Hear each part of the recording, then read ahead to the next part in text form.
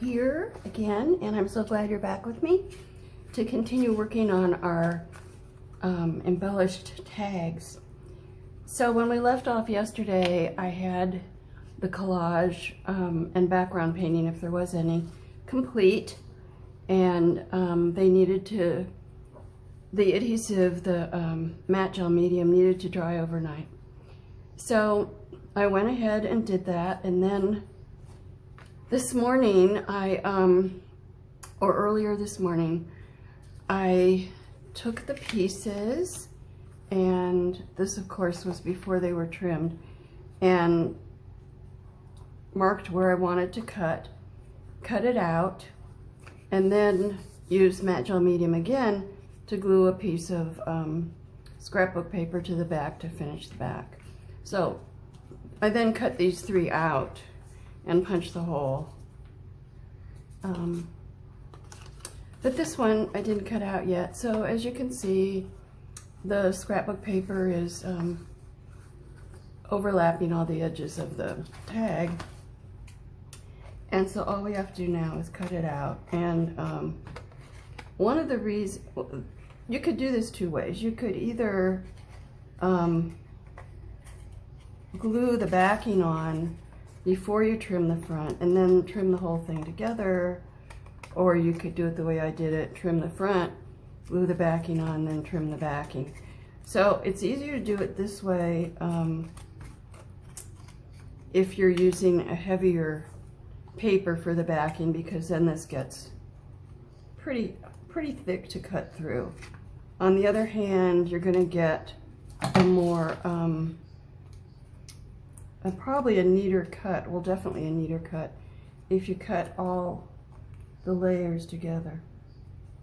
So it's sort of 6 of one and half dozen of the other, and as you work on yours, you can decide which process you would prefer.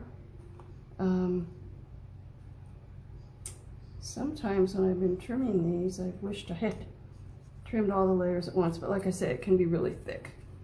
And you know, it just gets to me when there's little edges showing, which I don't like. And there's only, you know, so much detail you can do cutting that curve. I don't like that, but I'll come back to that later. There's a little bit showing. And then you just use your hole punch. You're ready to go. Okay, so here we have, oh, I should move that. Here we have our 4 tags.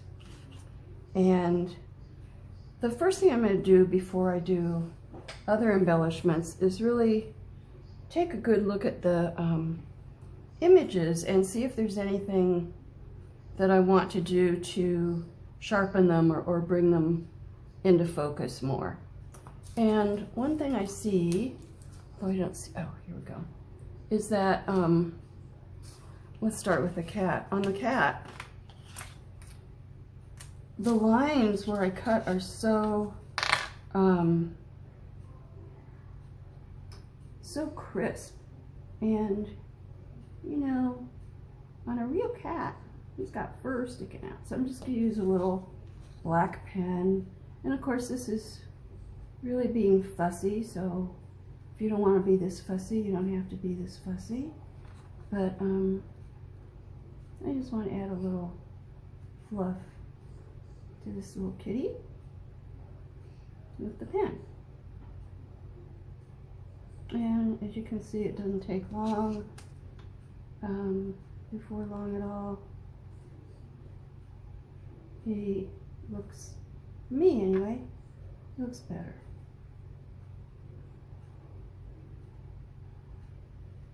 Okay, and then the next thing, often since these are so small, the eyes are not going to have a lot of character. So, and this guy has his pupils pretty tightly shut. I guess he's in bright light. So I'm just going to use a black marker to enlarge those eyes. And I think maybe a tiny little bit of paint. And I made a big deal yesterday about paint because I often do use paint in the background, and wouldn't you know it, yesterday I didn't do much at all. But it is still helpful to select some paint colors and have them out available to you in case you need them. And it's also a nice reminder of what your color scheme is going to be, or your color, yeah, your color theme, I guess, on each of the different cards. So I'm just going to add, oops, a little brightness there. It helps. A little more into the light. Okay, and very thin white pasta pen. And here's a neat piece of paper. If you've never used these pens, they're really great. They're quite opaque, which is something we often want and seldom get. And you have to pump them to get the ink flowing. And you know, I try to do this and then it rushes out onto the actual piece. Just a tiny highlight. And that brightens up his eyes. I'm going to try, let's see if this helps. I think that helps. And maybe the whiskers.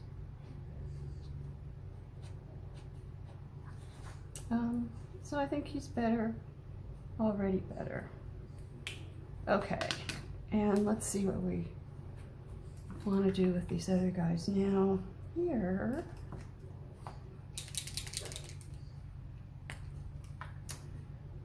the white on the horse really isn't that white in the image, so I'm just going to brighten it up a little bit with the pasta pen.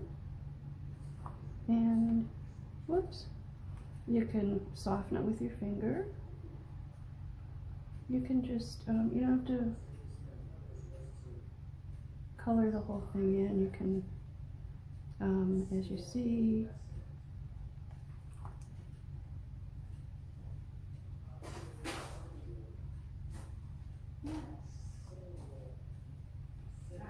soften it with your finger. And then tiny little highlight in the eye. I think some highlights on the mane.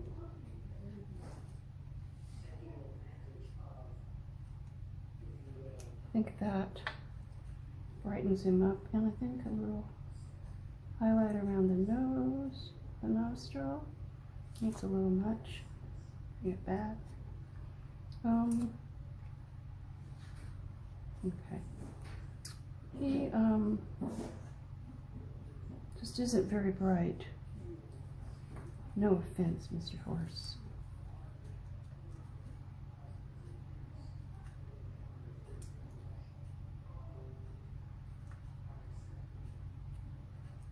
Okay, I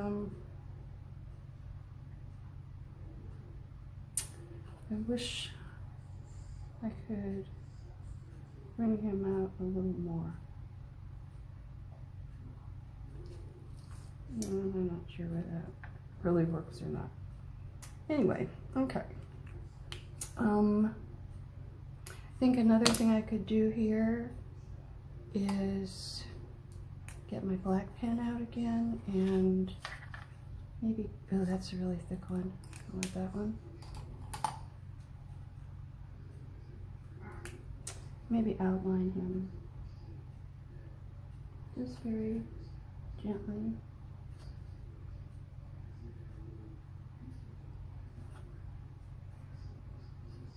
Especially his nose. His muzzle here seems to kind of disappear into the background, so that's better, I think.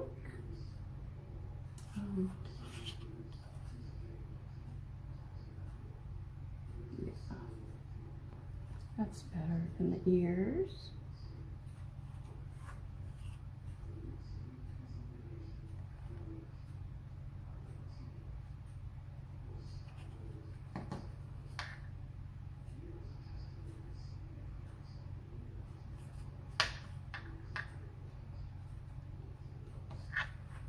Okay, I think that's, I might be able to darken that, darken the eye. Yeah, that helps. And give him, his eyelashes might be white, but we'll give him a black eyelash. Okay, so much for the horse himself. As for the bunny, we need some similar treatment here. The eye, darken up the eye. And the nose. Let's see.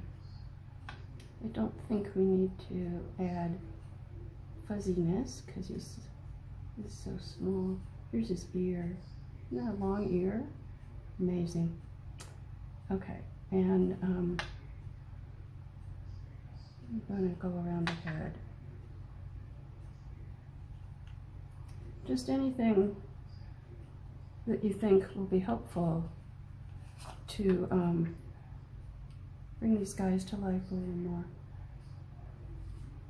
And I think that's a little heavy-handed. I don't think I want to go all around with the pen. However, pencil maybe.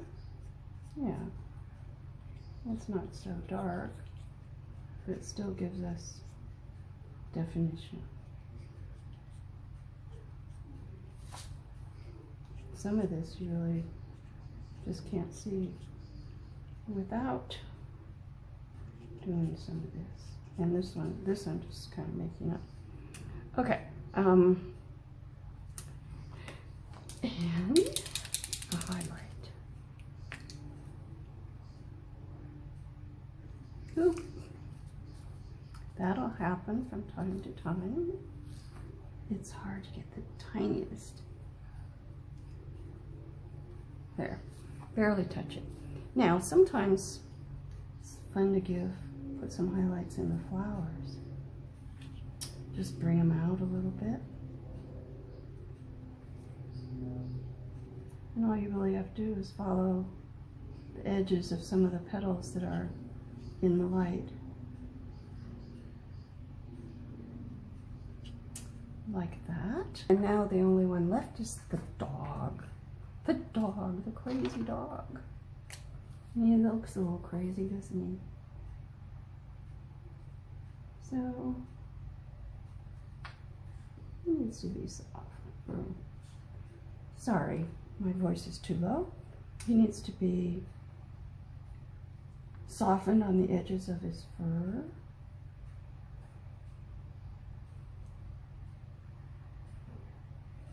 Little definition.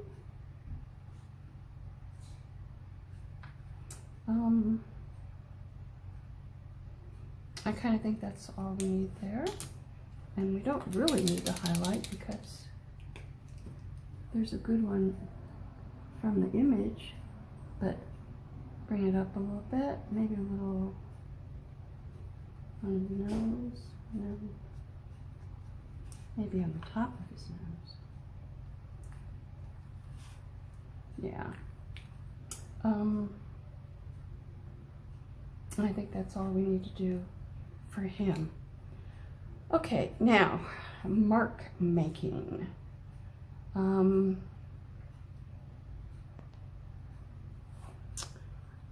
right, I think I'm going to show you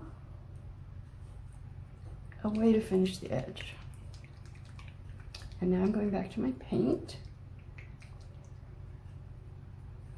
Put a little bit out on the palette. And this is I guess I'd call it a fingertip edge. So you just dip your finger in the paint and kind of roll it along the edge.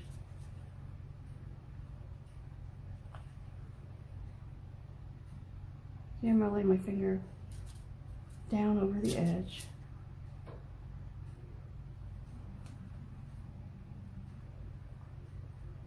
And it's going to leave an uneven amount of paint from one space to another.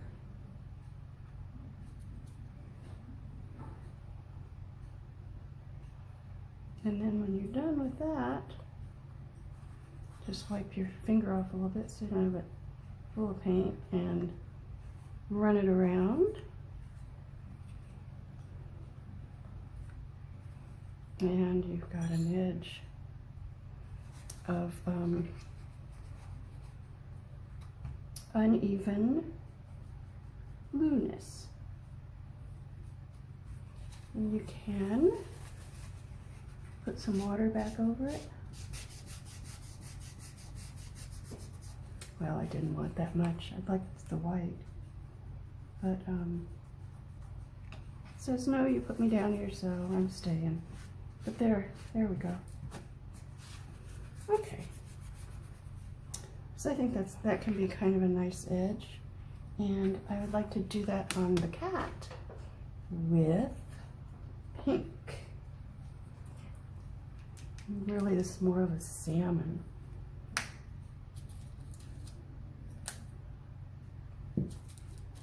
Same thing.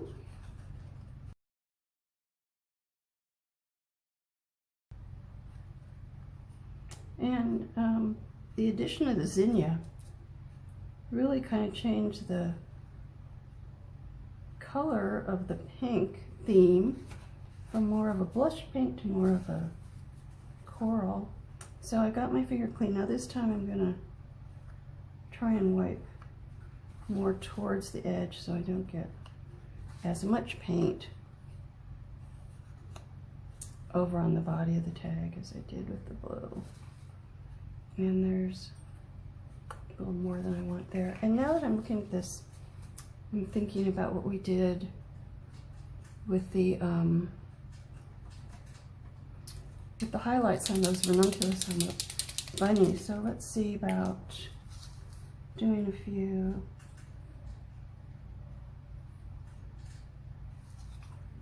Yeah, I like that. I mean, I could soften them, but maybe I will. And it's just sort of spotty looking. I like that look up there on the edge. Now, for the rabbit, I have here a gold leafing pen from Kaaren. And that's going to be what I use for the edge here. And all I need to do is run it along.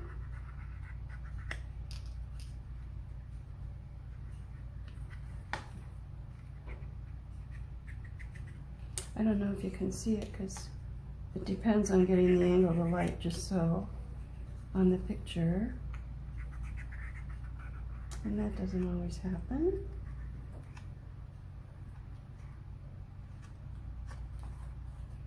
But there it is. And I'm going to go back. Oh no, I think this is, well, I was going to say I'd get the actual edge, but I don't think I need to do that. So, very pretty. And I think I'll just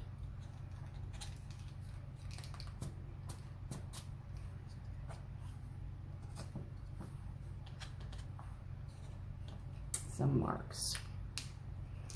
Some marks. Pretty, pretty, pretty. Let's see. Okay, and the horse.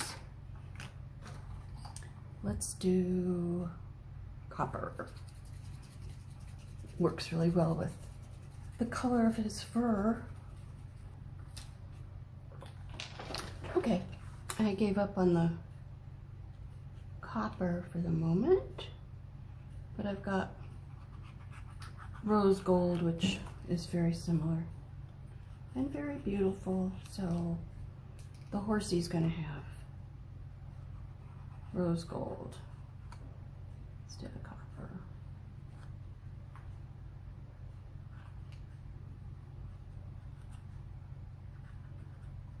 Okay.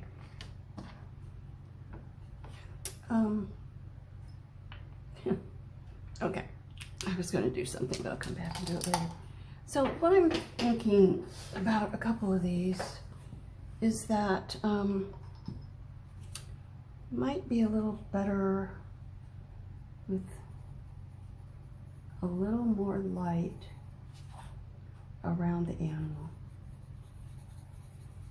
fading away into the background. Doesn't that look better? Really draws your eye to the horse because it's like has a little halo, and I think that looks better. And I think same thing for the cat. He's certainly very prominent because of the black and white, but I'm just thinking that I want to brighten up some of these highlights that are already there. Maybe particularly the edge of the ribbon, like that light. Okay.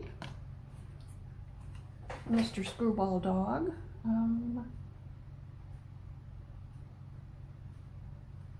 I think you're good, except I like brighten that flower a little bit. And this edge and this edge. Maybe along here. And I think I'm going to add a little bit of this blue paint in here. You know, it's just, at this point, it's just value and, you know, what's going to bring the value contrast that I'm looking for. And that little bit of light there was kind of bugging me. And I think this is as well.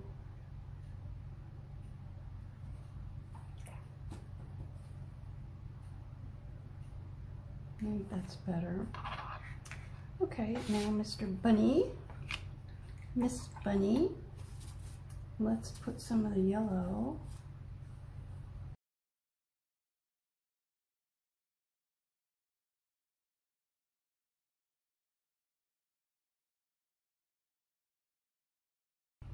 And I like the way that, again, brings, so you probably know that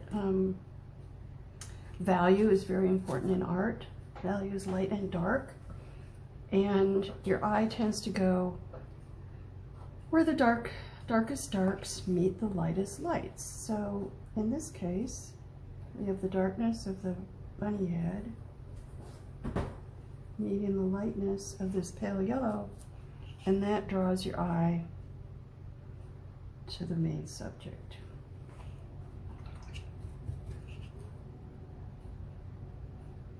And then just for mark making fun, maybe add a few dots.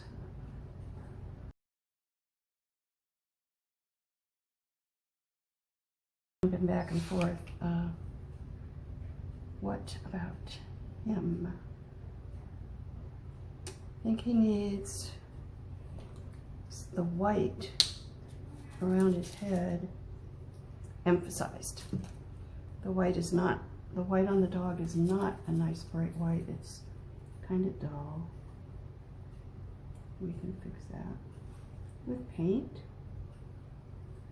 Now you don't want to make the shadow parts of the white fur really bright, but the forehead, the ruff over here,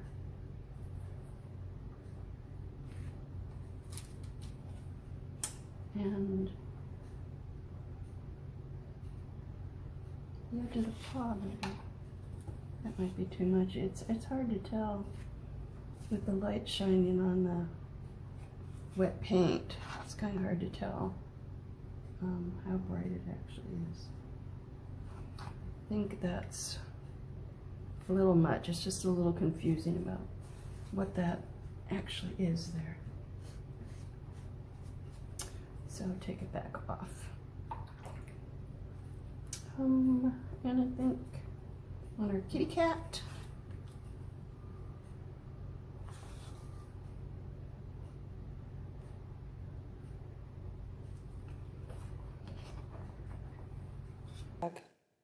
it just has me stymied. for whatever reason. So to spare you the pain and agony of considering getting rid of it, doing the next thing, eating everything. So at this point, I'm deciding, well, I'll go back to my original thought, which is that I'm framing the dog with the colossal, so why not a frame? And I get out a gel pen and try and do that. And then switch to my little white Posca pen to put highlights on the beads. And then, why not? Let's just do my favorite thing, or one of my favorite things, dots all around the edge. But wouldn't you know it, no, I got for whatever reason. And so I grab my brush and my pale blue paint and go, let's get rid of the dots. And you know where I end up? Pretty much just where I started. And at this point, I have so much paint on it, I can't continue. So decide for later. I think she's pretty good. I don't think I need to do a whole lot more. Put a little row of dots along that. Maybe along here. Just adds a little bit.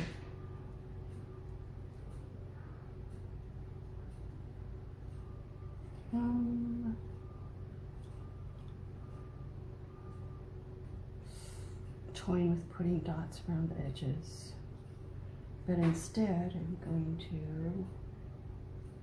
just put some around the top part. And there's so much contrast in the cat, and this pink is not anywhere near as dark, I don't think, as the blue, that I'm not running the danger of inviting the eye of the viewer to go where I don't want it to go. I love to use, and we come back to them and use them over and over again, and even find ourselves looking for opportunities. Where can I put my dots? So for me, dots is one of those kinds of motifs. And also lines of dots, straight lines of dots, curved lines of dots, spiral lines of dots. Give me dots. Often, you just don't need that much. But it is fun to just keep working with it. And if you have a technique that you want to experiment with, or a material that you want to try out, supply that you want to try out, these little projects are a really good place for that. Okay, now this I'm not liking at all. The paints, the blood from all the failed attempts, I just keep on going. So, sometimes it happens that things just don't work out. You don't see them in a way that makes you just keep on trying and eventually find something that you're hitting. So now I'm back to adding some white dots. My favorite thing. I guess it's almost comfort food for artists. And I start putting dots around the what I conceive of as a frame. And then they look like fairy lights. So I decide, well, I'm going to make fairy lights. So I grab my medium tip white Posca pen, make the lights all around, and then, or the, white dots all around, soften them with my finger and go back with a yellow pen in the center. And now I'm back to the Krylon pen for some gold accents around the edge. And I'm going to look at the others to see if there's any more opportunity for that.